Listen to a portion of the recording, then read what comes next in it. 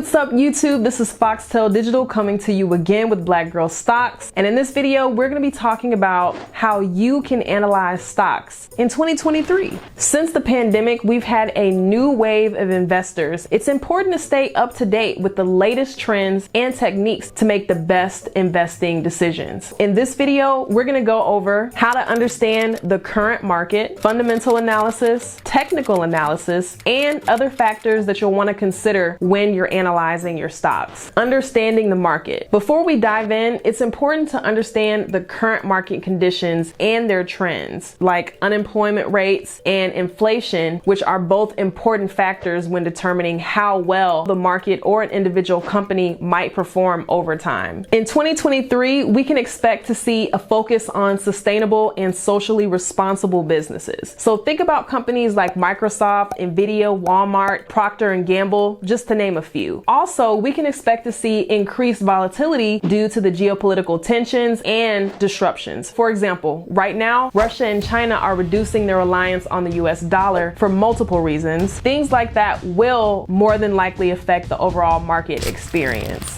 Now for the fundamentals. Fundamental analysis, this is going to involve analyzing companies' financial statements. Think about income statements, balance sheets, and cash flow statements. We can use financial ratios like the PE ratio, the price to book ratio, and return on equity to evaluate a company's financial health and performance. First, let's take a look at the income statement. So this is a record of all the revenues and expenses of a business over some period of time. Usually that's going to be a quarter or a year. You're going to see things like cost of goods sold and sales revenue in these documents. If you want to know how much money your company's made in the last year, look at the sales revenue. Review operating expenses, non-operating income expenses, and the net income. Next up is going to be the balance sheet. The balance sheet, this is a list of everything that the company owns, okay? Think about your assets and everything that you owe or your liabilities. Assets are going to be things like cash on hand or investments in stocks or bonds. Liabilities are things like loans from banks or other investors who want their money back someday, soonish. Cash flow statements. Cash flow statements are also called flow charts because they're going to show how much money comes into the company over time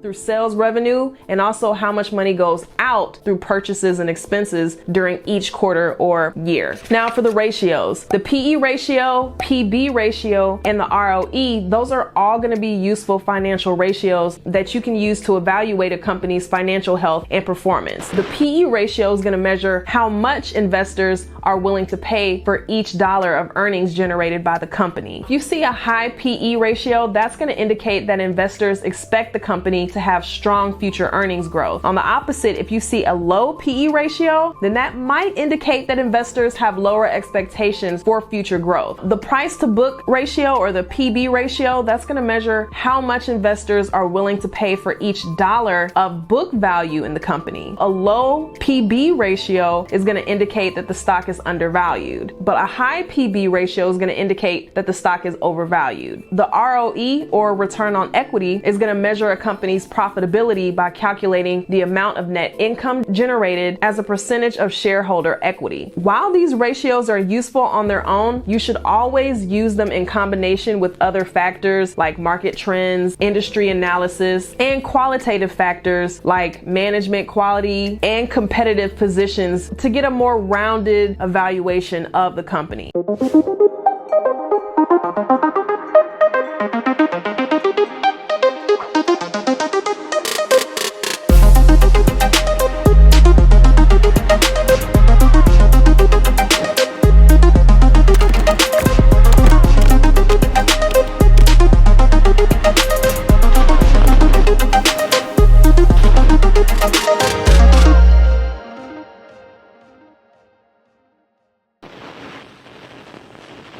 Now for the technical analysis. This is my favorite. Hold on. Technical analysis is solely going to focus on the charts and patterns to identify trends and potential price movement. The moving average is one of the most common tools used in technical analysis. For example, you can use a long-term moving average like the 200-day moving average to gauge trends. So when the stock price is above the 200-period moving average, it's usually considered a bullish long-term trend. But on the opposite of the stock price is below that 200-period moving average, it's generally considered a bearish trend. All right, now make sure you go check out this YouTube video that we have with a very detailed explanation on trading with moving averages. You can also see good entry and exit points with the crossover strategy. So make sure you check out this video on the golden crossover strategy using the moving averages. You can also look at support and resistance levels. Another common tool is going to be called the relative strength index, or the RSI. And this is going to compare the current price of a stock with its historical high and low values to determine whether it's overbought or oversold. You can also look at the RSI for divergences between the RSI and the stock price. So a divergence is going to be when the indicator is moving in the opposite direction of a stock price. This can be a signal of a potential trend reversal. For example, if a stock price is making higher highs and your indicator is making lower highs, then that may indicate that the stock is losing momentum and it could be due for a correction or a pullback. Make sure that you check out this video for more information on using the RSI indicator. Very helpful tips in there. The last indicator I want to talk about is the volume profile indicator. Now, the volume profile indicator is a technical analysis tool that traders can use to analyze the volume traded at different price levels over a specific period of time. This information can really help you identify strong areas of support and resistance, as well as potential breakouts or breakdowns. For example, if a stock is trading near a high volume area, then it may indicate that there is significant buying or selling pressure at that price level. And when you see that, these are important levels that you want to watch. Check out this video for a full breakdown with example trades and profits using the volume profile indicator on Webull. This indicator is going to change the way that you trade. Just for the extras, just sprinkle a little something on there. So far, we talked about the two main types of stock analysis, fundamental